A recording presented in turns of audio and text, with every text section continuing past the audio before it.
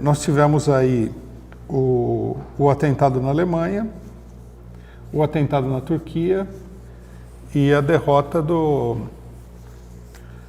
dos chamados rebeldes na cidade de Alepo, na Síria. Tudo em uma semana, isso daqui na véspera do Natal. Esses acontecimentos aqui, vamos analisar daqui a pouco, eles meio que fecham o ano da maneira que ele veio se desenvolvendo, né? Não podemos dizer que esse ano aqui é o ano em que os planos do imperialismo não vingaram. Tudo deu errado, num certo sentido. O governo conservador britânico convocou um plebiscito para ganhar autoridade diante da direita britânica e da extrema-direita sobre a permanência na União Europeia e foi derrotado, o que ocasionou a queda do governo Cameron. Nesse momento aqui a situação é tão crítica que o chefe do Partido Trabalhista Britânico, James Corbyn, lançou aí uma declaração dizendo que se o Partido Conservador concordar com a antecipação das eleições, o Partido Trabalhista apoia essa decisão. Quer dizer, então nós teríamos antecipação das eleições, o que acentua a crise, né? Porque o Partido Conservador já vem de uma derrota grande e de uma crise interna grande, está dividido, dividiu-se inclusive em relação ao próprio plebiscito. E a antecipação das eleições poderia levar tranquilamente a um agravamento, né? Uma acentuação bastante significativa dessa crise. Aí nós tivemos a vitória do Trump, que estava totalmente fora dos planos do imperialismo mundial, que pegou todo mundo de surpresa, né? Poucas pessoas, inclusive nos Estados Unidos, tinham a avaliação de que ele poderia ganhar as eleições. Eles davam como favas contadas que o candidato principal do imperialismo norte-americano, que era Hillary Clinton, pessoa que representa os interesses dos banqueiros, da indústria militar, etc. e tal, os interesses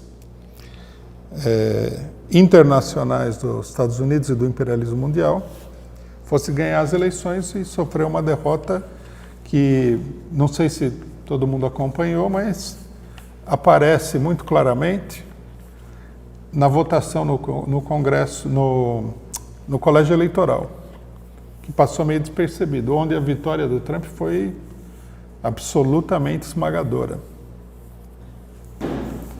Ele ganhou com uma diferença de 50% dos votos.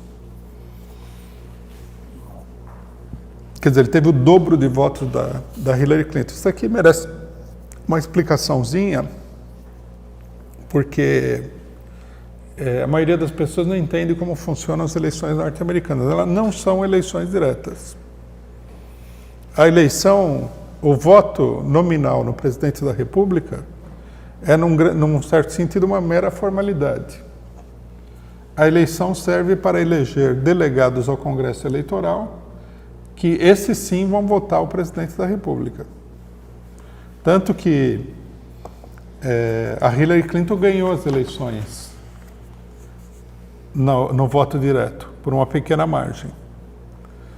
Mas no colégio eleitoral, que é o que realmente importa, que é onde se dá a eleição, o Trump ganhou por uma vantagem de 2-1. Então isso aí mostra que a derrota, porque aí é que a gente vê a dimensão da coisa, a derrota do candidato do imperialismo foi uma derrota esmagadora.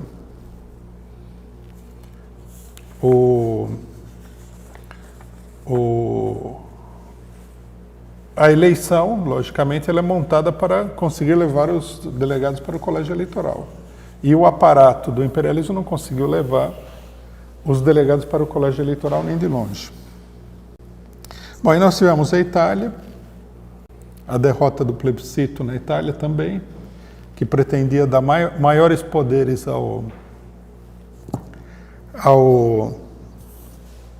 ao primeiro-ministro, presidente do Conselho de Ministros, Matteo Renzi, e ele foi derrotado e renunciou. Então nós temos na Itália uma situação parecida com a situação britânica, ainda mais grave, num certo sentido, que a situação britânica, porque os grandes partidos estão afundados numa falta de orientação política geral. Bom, e agora nós temos aí a aproximação da eleição francesa, onde a direita conservadora tradicional lançou um candidato ultra neoliberal, que é o François Fillon, e a extrema-direita, Marine Le Pen, já declarou que a campanha da Frente Nacional vai ser uma campanha anti-Fillon, quer dizer, vai ser uma campanha do partido que defende os interesses sociais da população contra o homem que quer arrasar os direitos sociais da população. Vocês vejam o nível de crise que nós temos aí. O Fillon seria o representante da democracia, digamos assim, e a Marine Le Pen seria o representante dos interesses da classe operária francesa, dos direitos sociais, da elevação de salário, da preservação do emprego, etc. e tal.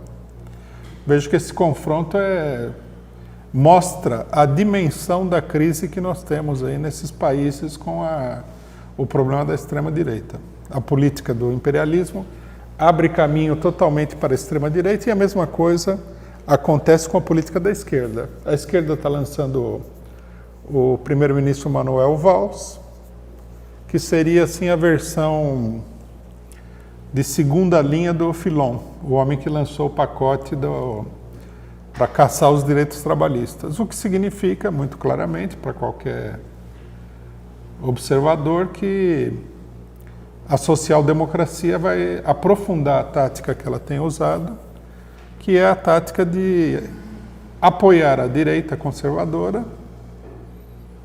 contra a extrema-direita, em nome da defesa da democracia. O que só pode conduzir a um agravamento da crise generalizada e a falta de perspectiva. Na França se vê claramente que a esquerda, Partido Socialista e também o restante da esquerda, que não aparece com nenhuma alternativa, estão entregando as reivindicações populares e um setor importante da classe trabalhadora para a extrema-direita.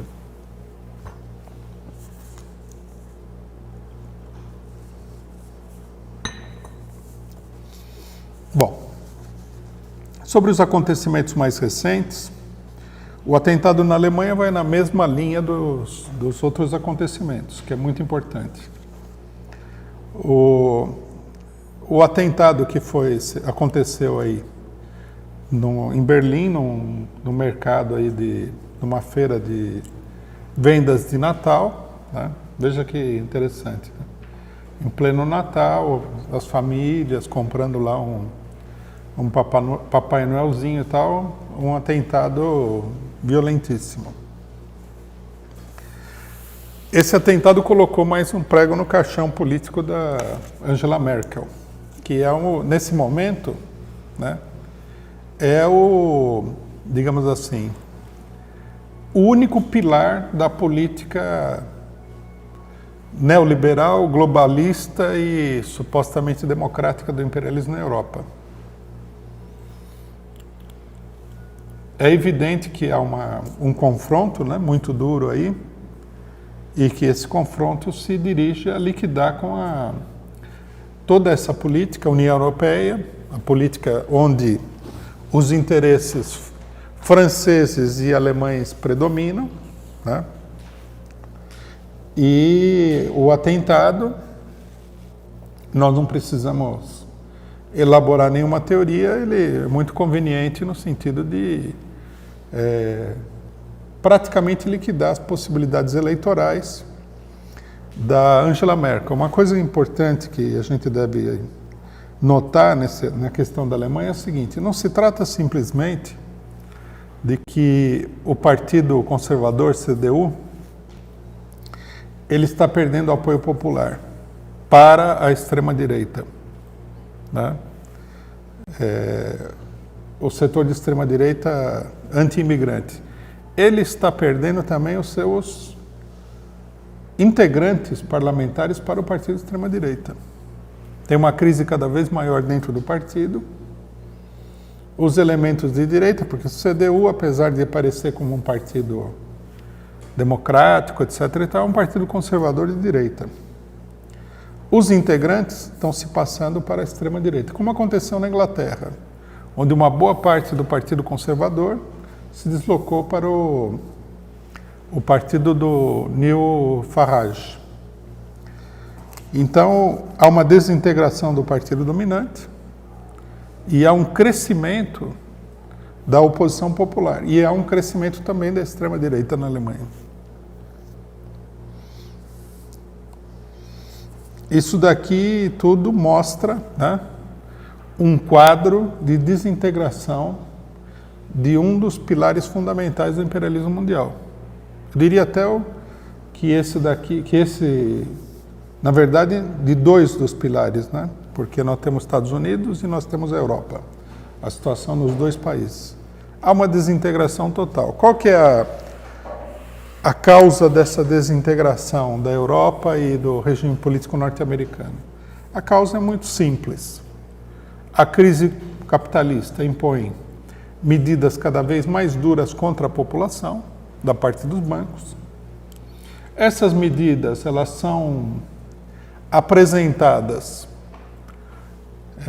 com a cobertura da democracia, né? Então se vota no Congresso, há eleições que elegem os representantes do ataque à população, se faz um plebiscito, se aprova uma lei, etc. e tal. Tudo é democrático, tudo é maravilhoso, aparentemente, mas no final das contas, os trabalhadores, a população e até mesmo os setores da própria burguesia europeia e norte-americana saem perdendo. Estão carregando um ônus cada vez maior e isso leva à desagregação do regime. Ninguém vai trocar, né, a sua sobrevivência pela democracia. Ainda mais uma democracia que é em grande medida mera aparência. Então, a desintegração é inevitável. E o que é peculiar aqui, o que é mais significativo, é que a desintegração ela se apresenta na forma de um crescimento dos partidos de extrema-direita, ou de posições que,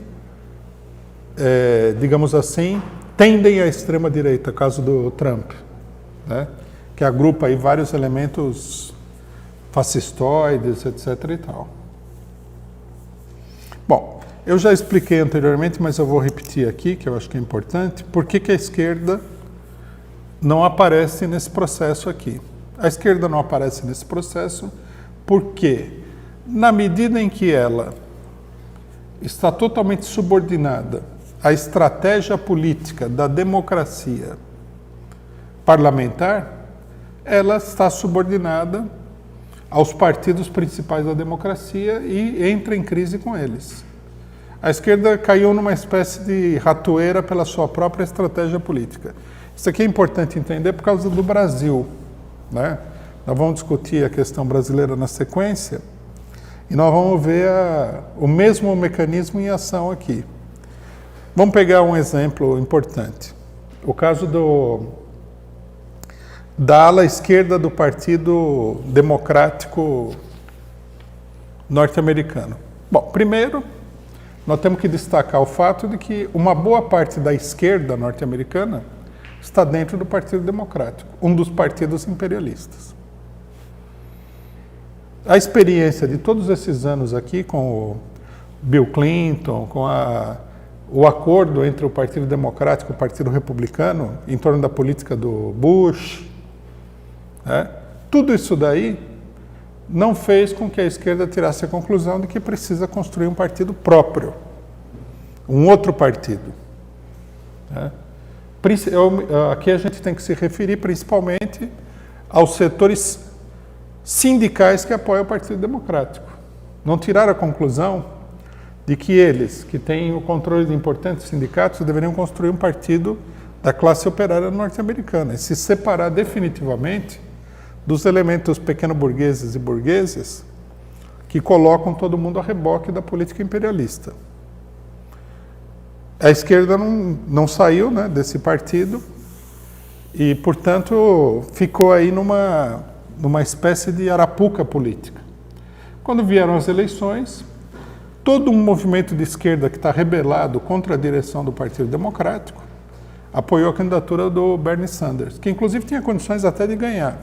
Mas lógico que a esquerda deveria saber que isso é um jogo de cartas marcadas, né? E também a esquerda, numa certa medida, acabou capitulando diante da Hillary Clinton. Permitiu inúmeras ilegalidades, o jogo sujo, né? Não denunciou o apoio da imprensa, essa coisa toda, ou denunciou de uma maneira muito débil.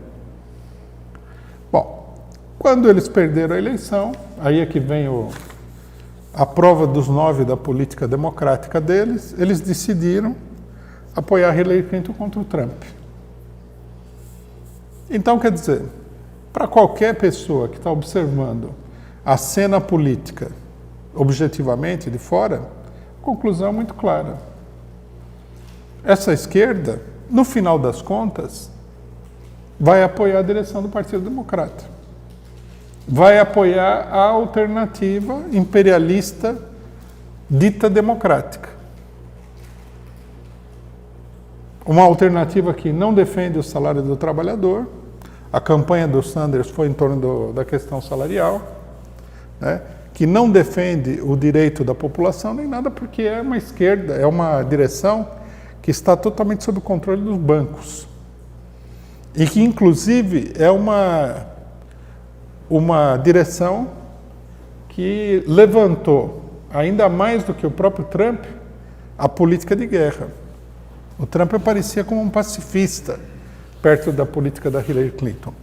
Quer dizer, ficaram atrelados a uma política que é um completo flagelo para a população pobre do país, para a maioria da população. Não é uma alternativa, né? Esse é o problema da esquerda. A gente vê na França a mesma coisa. O Partido Socialista vai apoiar indiretamente, né? E no segundo turno vai apoiar diretamente o candidato mais direitista do Partido Conservador. Quer dizer, é um beco sem saída. Colocaram toda a política da esquerda num beco sem saída.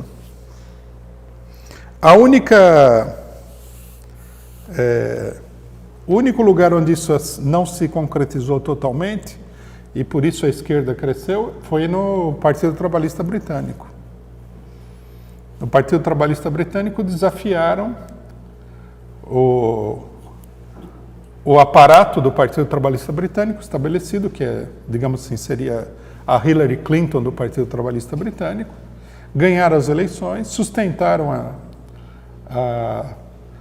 a liderança do Corbyn contra tentativas de golpe contra ele. Então, a esquerda britânica está se desenvolvendo. Agora, se houver eleições, vai haver uma sabotagem universal do Partido Trabalhista pela burguesia britânica. Aí nós vamos ver também até onde vai essa esquerda, qual é o desenvolvimento, né? O Corbyn, ao contrário do Sanders, nos Estados Unidos, ele é universalmente atacado. Os jornais, todos os dias, os jornais britânicos estão fazendo campanha contra ele, né? A última campanha é que os parlamentares britânicos do Partido Trabalhista têm que se afastar dele porque vão perder a eleição se ficarem atrelados a ele, vão se autodestruir, etc. e tal. Então, nós vemos aqui que o fracasso do regime político, por causa da crise econômica, da crise capitalista gigantesca, do ônus que essa crise coloca nos ombros das massas populares, das massas operárias no mundo inteiro, não tem alternativa de esquerda, porque a esquerda, no final das contas, defende o regime, né? O caso norte-americano deixou isso claro. A Hillary Clinton, os partidários do Sanders falaram até que ela tinha que ser presa. E depois, na eleição, votaram nela. Quer dizer, desse jeito, não há como criar uma alternativa de esquerda. De jeito nenhum. Isso é um quadro muito definido nos partidos, como é que se diz? Nos países imperialistas, de um modo geral. Por isso a direita está avançando, e o avanço da direita é um processo de desintegração desses regimes políticos. Uma outra coisa que a gente deveria dizer sobre isso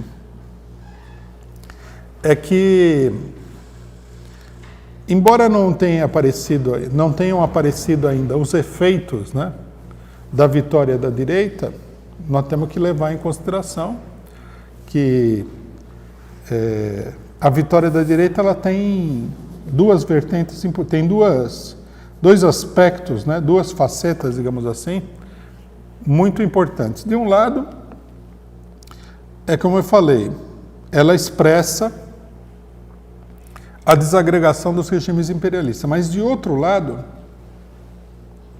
ela expressa a evolução de um setor da burguesia e da classe média e até certo ponto da classe operária desses países para a direita. Quer dizer, ela implica num crescimento das tendências fascistas na situação política. Isso não fica muito evidente porque a gente vê que o Trump ganhou a eleição, até agora ele não fez nada de extraordinário. Até ele vai ter um trabalho duro aí, porque os governos anteriores já tinham colocado a lei patriótica, já tinham transformado os Estados Unidos num campo de concentração. Então, isso não vai ficar aparente. Mas o fato é que a vitória dele vai fortalecer, e muito, as organizações de extrema-direita nos Estados Unidos. A vitória da Frente Nacional vai fortalecer as organizações de extrema-direita. Na Alemanha, nós estamos vendo o crescimento da extrema-direita.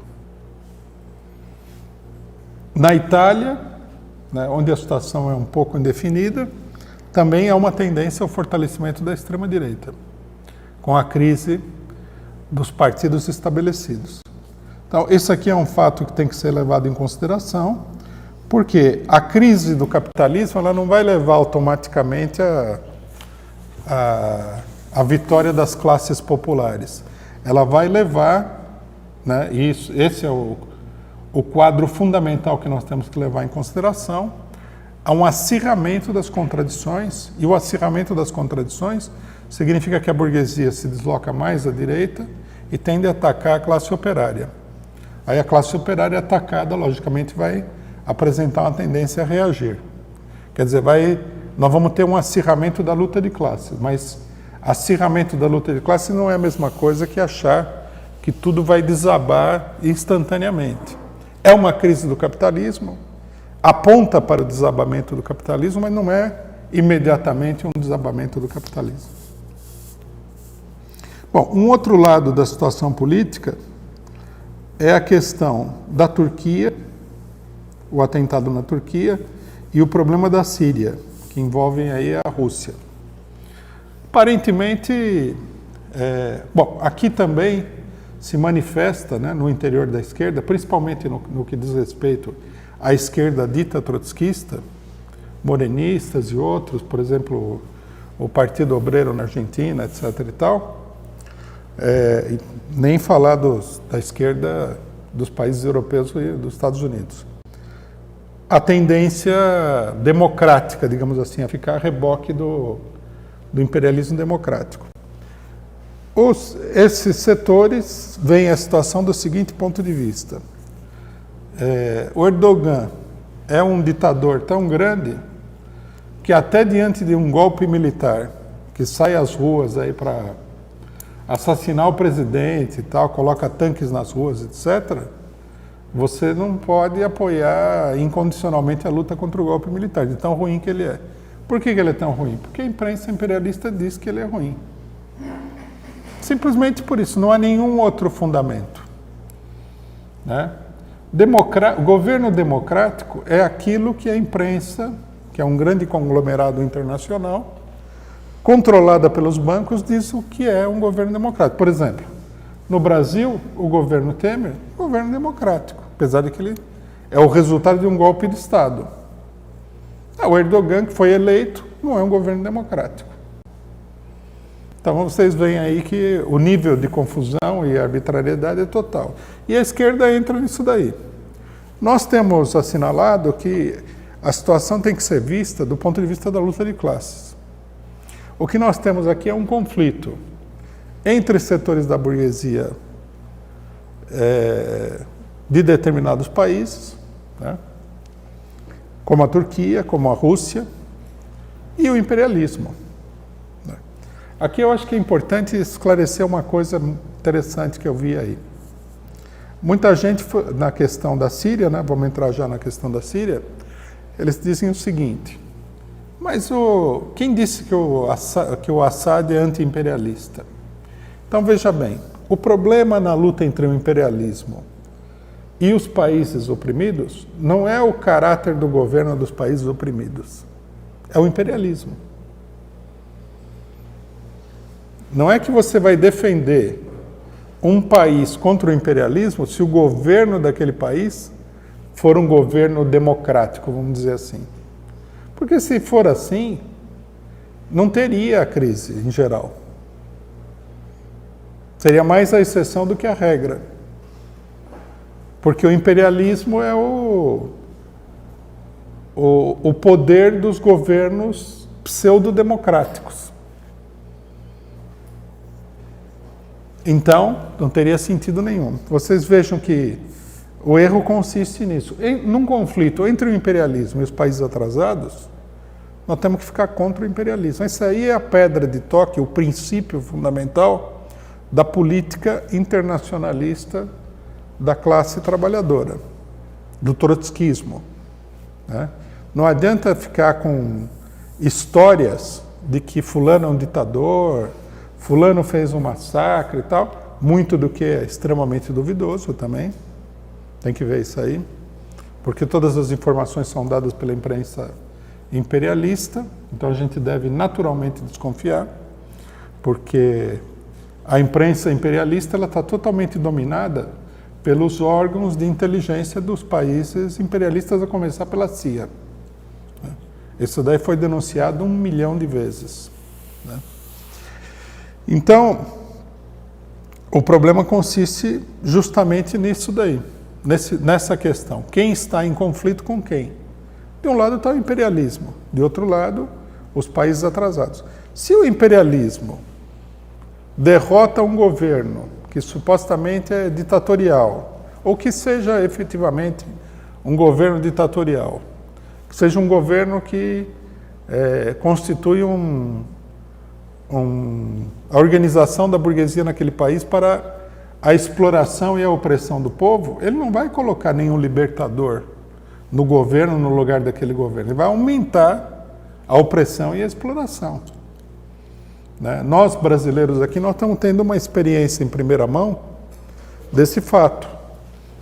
Então, o imperialismo fez uma campanha contra o governo do PT, que ele acusou de ser corrupto, e que a esquerda acusa de ser um governo que dá continuidade a políticas econômicas contra o povo, etc, etc, etc. Não vamos nem entrar no mérito dessas caracterizações, aí se elas são corretas ou não. O imperialismo tirou o governo do PT e colocou um governo que é absolutamente corrupto e que ataca em grande escala os interesses populares. Foi isso que a gente advertiu antes do golpe. Quer dizer, o problema é, você se alinha com o imperialismo, que governo você vai colocar aí? O caso brasileiro, ele serve para a Síria, serve para o Iraque, serve para a Turquia, serve para todos os países. Eles nunca vão colocar ninguém melhor, porque senão o mundo fica de ponta cabeça. O imperialismo é o opressor dos povos. Quer dizer que então nós teríamos uma situação onde o opressor estaria libertando os oprimidos de um outro opressor, o que é uma coisa totalmente sem sentido. Na Turquia, se o imperialismo sair vitorioso, eles vão colocar um governo profundamente antipopular, muito mais antipopular do que qualquer outro governo, certamente do que o governo Erdogan. Mesma coisa na Rússia, etc. e tal. Essa é uma questão chave, né, que fica muito mal compreendida. Bom, o atentado na Turquia também é como o atentado da Alemanha, extremamente conveniente. Quando os russos, a Rússia, a Turquia e o Irã estavam para anunciar uma aliança entre os três países, aparece um doido lá, suposto doido, e mata o embaixador da Rússia em plena Turquia. Uma coisa que poderia, não aconteceu, mas poderia ter gerado aí um enfrentamento diplomático total. Não aconteceu porque todo mundo percebeu a obviedade da jogada, né? Que era justamente romper a aliança. O Erdogan aproveitou o atentado, já prendeu mais umas 50 pessoas, né? Aí o Putin falou, muito bem, é isso mesmo, continuamos, né? E vamos em frente. Uma coisa que muita gente não entende é o seguinte, a importância desse desenvolvimento. A aliança Rússia, Turquia, Irã, meio que cria uma situação naquela região do mundo onde a situação do imperialismo fica extremamente periclitante. Nós temos aí três potências regionais, digamos assim. A Rússia, do ponto de vista militar, seria uma potência mundial, que o pessoal confunde com imperialismo, que não é a mesma coisa, né? E, portanto, isso daí é extremamente crítico.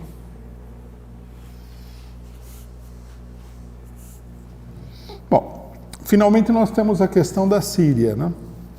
Na Síria, nós tivemos um espetáculo aí extremamente desagradável de ver a esquerda chorona derramando lágrimas agora por causa do massacre na cidade de Alepo. Então, segundo o PSTU, os russos transformaram Alepo num mar de sangue. E não sei o quê. Uma coisa que é curiosa, que eu não sei por que o pessoal aceita placidamente da parte desses setores de esquerda, é o seguinte, eles choram tanto mais e protestam tanto mais, quanto mais protestam o imperialismo e a imprensa imperialista. A imprensa desatou uma campanha gigantesca, falando do massacre russo, etc. e tal, e eles acompanharam. Na realidade, ninguém sabe nada do massacre, né? Porque todo mundo concorda que os tais rebeldes não deixavam nenhum jornalista entrar em Alepo. Então ninguém sabe se massacraram, se deixaram de massacrar. A única coisa que eles tinham eram informações dos próprios rebeldes. Então, lógico que os rebeldes que estão sendo atacados vão falar que é um enorme massacre, porque eles estão perdendo a guerra. Mas fora disso, ninguém sabe nada. Ninguém sabe a quantidade de mortos, como foram os bombardeios, etc. e tal. Logicamente que nós sabemos que bombardear cidades é uma coisa criminosa. Mas isso daí é uma coisa que todo mundo faz em todos os lugares. Nós não vamos esperar aqui que os russos, numa luta contra o imperialismo, vão se deter diante disso. Agora, qual que é a dimensão disso daí, em termos de custo para a população, ninguém pode dizer. Com certeza não tem nada a mais, né, do que o próprio imperialismo faz. Agora, o problema também não é esse daí, não é a choradeira. O problema é qual é a relação de forças que se estabelece uma vez que os tais rebeldes financiados pelos Estados Unidos tenham sido derrotados na Síria. Ao que tudo indica, e a imprensa imperialista ela registra esse fato, isso daí é uma das maiores catástrofes do imperialismo no Oriente Médio e, em geral, Fora as revoluções, como a Revolução do Vietnã e tal, que já houve. Eles entraram num jogo de dominar o Oriente Médio, a partir das revoltas que aconteceram no Oriente Médio, com a chamada Primavera Árabe, reverteram a situação no Egito, reverteram parcialmente a situação na Tunísia, derrubaram o governo da Líbia, Gaddafi, e impuseram uma guerra civil na Síria. No final, quando a gente vê o balanço disso daí, nós notamos o seguinte: o Iraque foi completamente desmantelado enquanto Estado. Está sendo reconstruído agora pelas forças aliadas do Irã, que estão prevalecendo na região, aparentemente. A Líbia escapou de controle e uma boa parte do petróleo líbio caiu sob o controle de uma facção que não está diretamente alinhada com o imperialismo. Na Síria agora essa derrota. E no Iêmen, uma guerra muito mais dura, né? Essa daí todo mundo constata, né? No Iêmen, contra a população em geral, que criou uma das maiores crises humanitárias que já viu, que atinge quase toda a população do Iêmen. E isso daí está levando também a uma situação insustentável nesse país, atacado pela Arábia Saudita. Então, a derrota dos setores apoiados pelo imperialismo na Síria, objetivamente, conduz a toda uma desestabilização do jogo político no Oriente Médio. De uma maneira tal que, se a gente pegar a coisa historicamente, né, isso aí nunca chegou nesse ponto. Os russos já tiveram muito enfrentamento com o imperialismo dito democrático, né? Ao invés dos norte-americanos, eram os ingleses. E pelo predomínio em várias regiões. Essa derrota na Síria, os ingleses não perderam para os russos, né? Os russos não conseguiram prevalecer.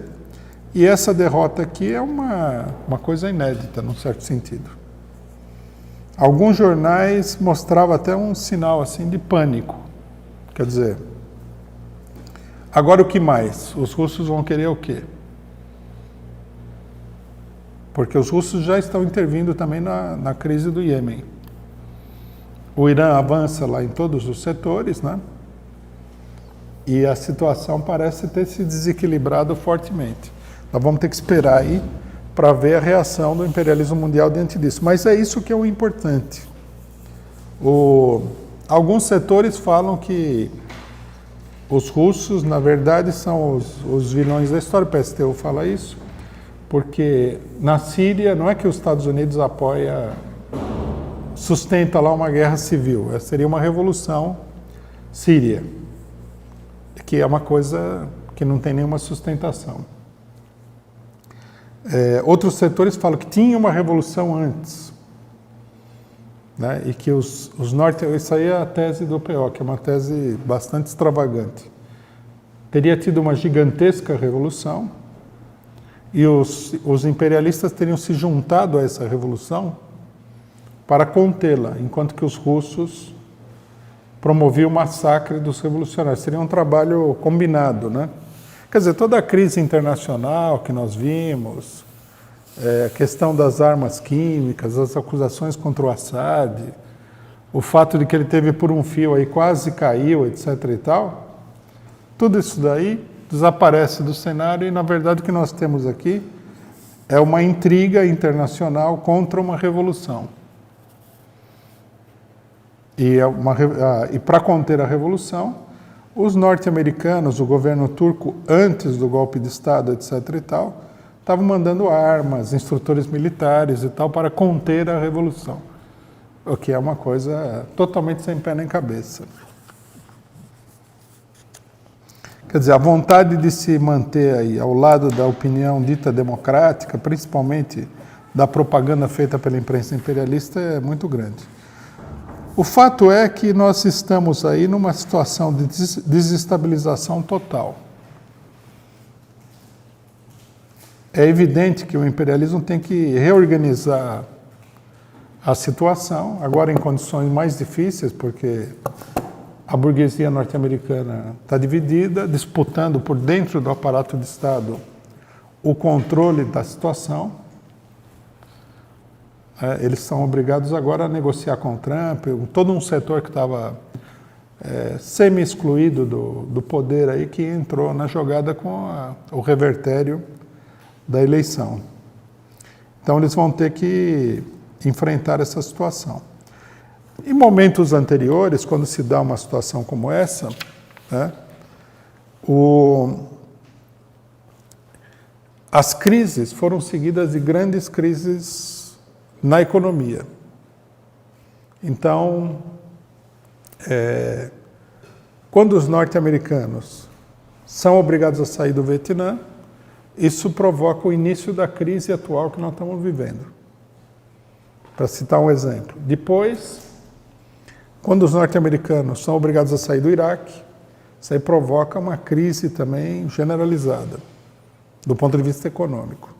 Então, nós temos que aguardar aqui para ver se todo esse descontrole, porque isso é um óbvio descontrole em todos os lugares, não vai provocar uma crise econômica, que é o cenário mais provável, né? Um afundamento generalizado. Bom, e é importante dizer o seguinte, que a situação brasileira tem que ser analisada desse ponto de vista. Inclusive porque essa situação internacional, ela tem uma influência direta na crise brasileira.